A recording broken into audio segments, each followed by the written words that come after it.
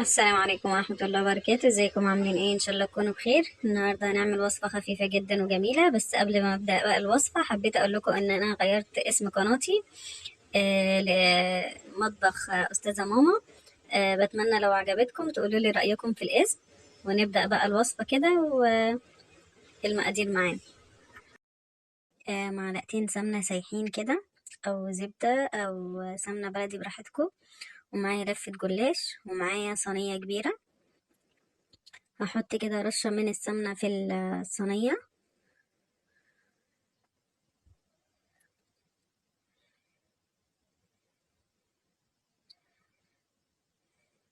وهبدأ بقى كده أرص الجلاش. أنا هاخد ورقتين ورقتين، براحتكم بقى لو حابين تعملوا ورقة ورقة، بس كده أحسن وأخف يعني علشان ما تاخدش سمنة كتير وتكون تقيلة.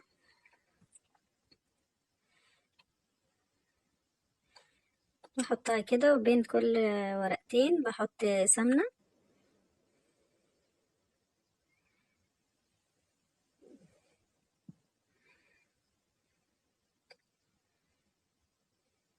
هلف الصينية كده بس عشان اللي هي الحتة اللي فيها المتنية ديت تبقى من هنا ومن هنا، ما يبقاش في حتة تخينة وحتة رقيقة، اهو بالشكل ده.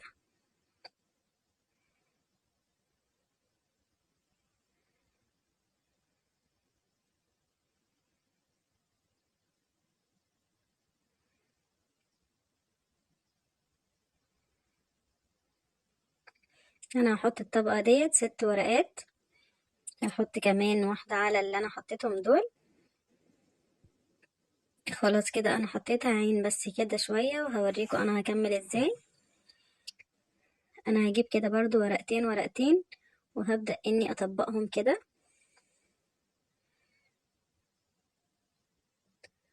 بالشكل ده كده زي ما انتوا شايفين. هعمل كل الورقة.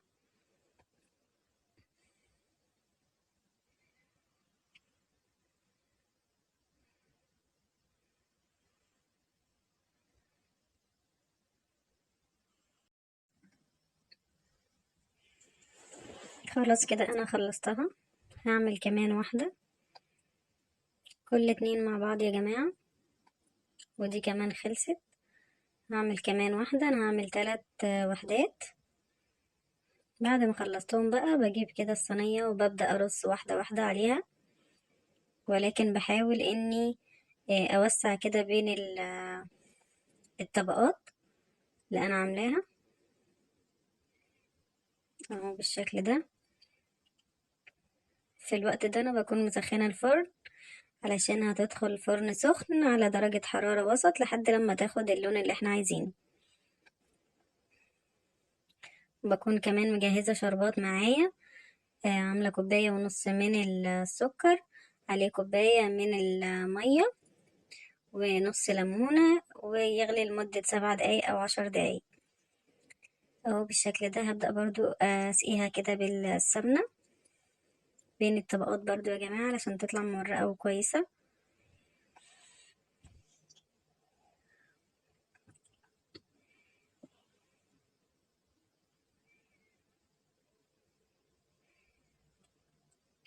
وادخلها الفرن، وده كان شكلها.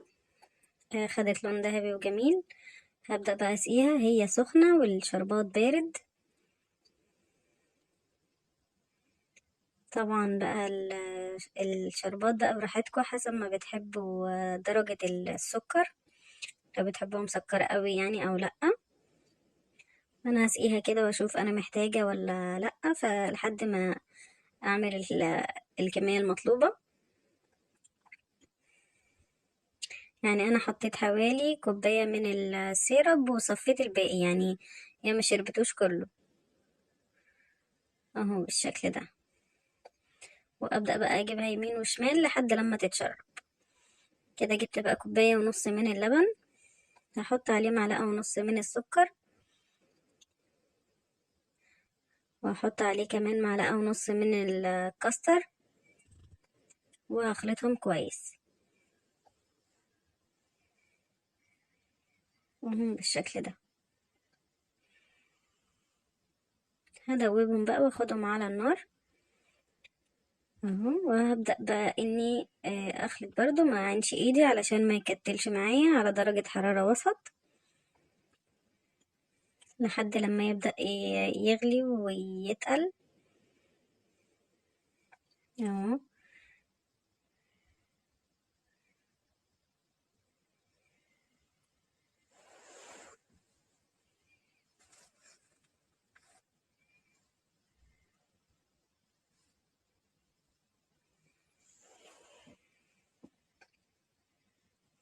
خلاص تقل معايا وابتدى يغلي او زي ما انتوا شايفين. جبت بقى كده حطيته في كيس تلاجة وقطعت كده منها حتة في الاول، وهبدأ اني كده بين الطبقات اللي انا عملتها هبدأ اني احشيها بالراحة، واحنا بنفرغ كده بين الطبقات يا جماعة علشان ما يتكسرش. يعني هو لو اتكسر مش مشكلة اوي، احنا ممكن هنعدله برضو بالكاستر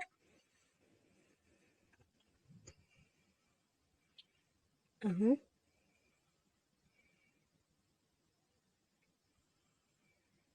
طبعا بقى الكمية اللي انتوا بتحبوها، انا الحاجات اللي بقى ديت طبعا هعدلها بعدين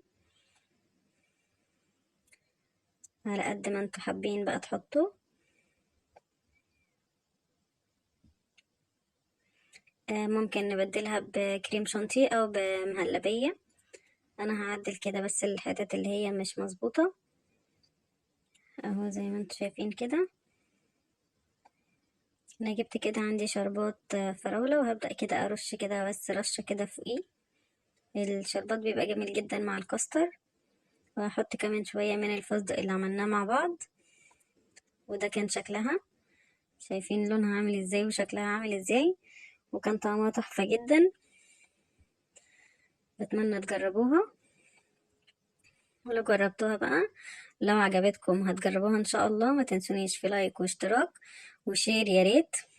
والسلام عليكم ورحمة الله وبركاته.